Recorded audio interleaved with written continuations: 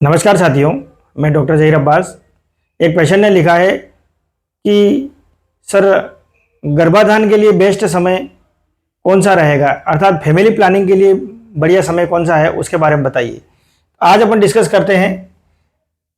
Family planning में सबसे पहले आपको मेंस्ट्रुएशन साइकिल को समझना पड़ेगा, माहवारी को समझना पड़ेगा, क्योंकि माहवारी के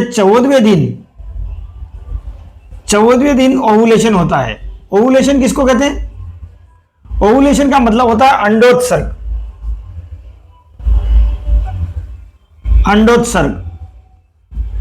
अंडोत्सर्ग ओवुलेशन लेडीज में होता है। तो अपनों को सबसे पहले समझना है, जैसे अंडाशय से अंडों का उत्सर्ग होता है।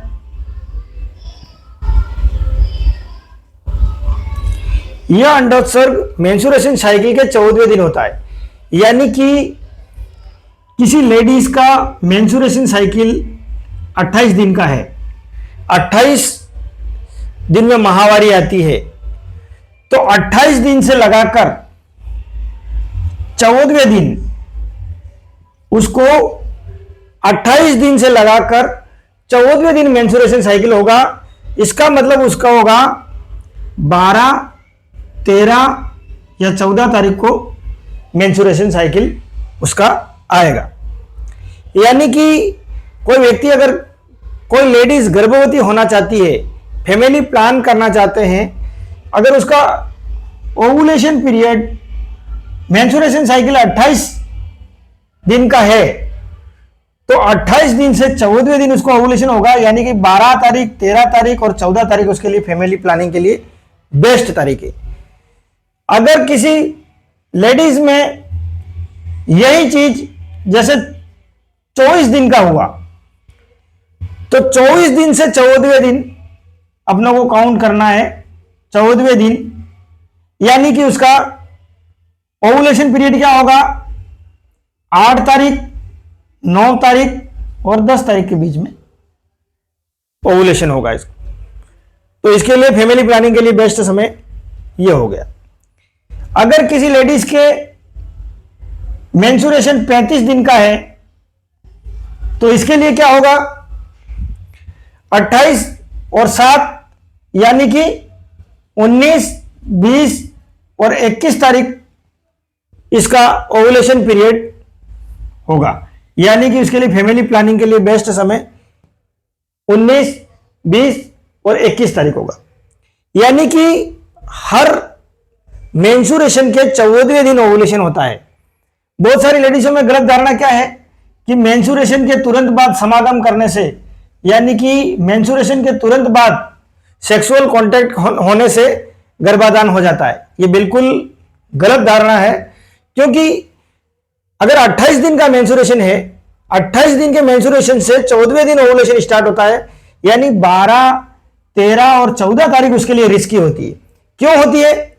क्योंकि हम किसी लेडीज का अपन गर्भाशय देखें, इस तरीके से यह गर्भाशय है। यहां पर अंडाशय है, दोनों तरफ एक एक अंडाशय होता है। तो यह अंडाशय से अंडोत्सर्ग होता है, जो ओवुलेशन होता है। ओवुलेशन के बाद वह अंडा फैलोपियन ट्यूब, इसको फैलोपियन ट्यूब बोला जाता है। तो अंडाशय से अंडा फैलोपियन ट्यूब में 24 घंटे तक पड़ा रहता है, 24 घंटे तक जीवित रहता है। अगर इस 24 घंटे के अंदर अगर शुक्राणु नहीं आया,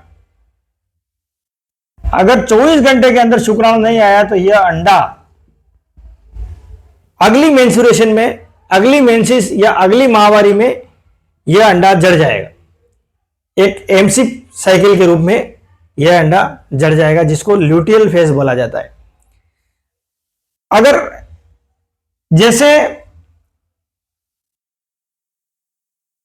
ऐसे देखो, अब 28 तारीख को मेंस्ट्रुएशन हुआ तो उसके 14वें दिन 12, 13 और 14 तारीख को ओव्यूलेशन हो रहा है।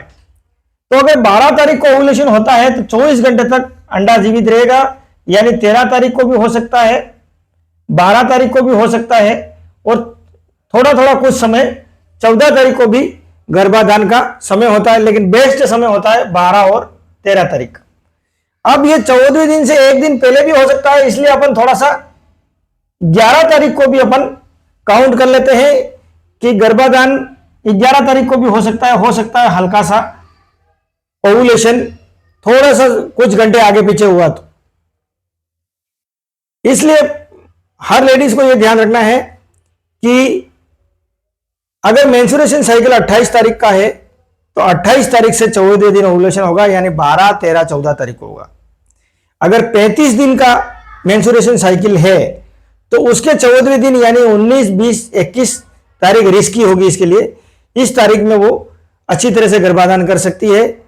अगर 24 दिन का मेंस्ट्रुएशन साइकिल है तो 24 दिन से 14वें दिन ओव्यूलेशन होगा, अर्थात 8, 9 और 10 तारीख उसके लिए गर्भाधान के लिए उत्तम तारीख होती है। अब यह अंडा फैलोपियन ट्यूब में आके 24 घंटे पड़ा रहता है, लेकिन अगर यहां पर इस तारीखों में जैसे 11, 10, 9, 8 इन तारीखों में भी समागम हुआ है तो जो शुक्राणु होता है, शुक्राणु 5 दिन तक जीवित रह सकता है गर्भाशय में। यानी फीमेल गर्भाशय के अंदर शुक्राणु 5 दिन तक जीवित रह सकता है, यानी कि 5 दिन ओव्यूलेशन के 5 दिन पहले भी समागम हुआ है तब भी गर्भाधान के चांस बनते हैं यहां पे। इसलिए हर लेडीज को यह याद रखना है कि अगर 28 दिन का मेंस्ट्रुएशन साइकिल है तो 12, 13 और 14 तारीख को गर्भवती हो सकती है। अगर 24 दिन का मेंस्ट्रुएशन साइकिल है तो 8, 9 और 10 तारीख को वो गर्भवती हो सकती है, और 35 दिन का है तो 19, 20 और 21 तारीख को वो गर्भवती हो सकती है।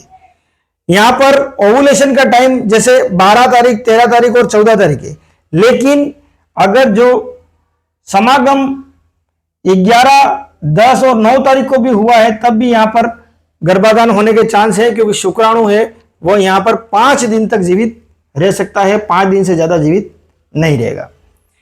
तो अगर यहां पर 5 दिन पहले समागम हुआ है और ओव्यूलेशन 12 तारीख को हो रहा है तो 5 दिन पहले हुआ है तो यहां पर चांस कम हो जाएंगे गर्भाधान के। क्यों?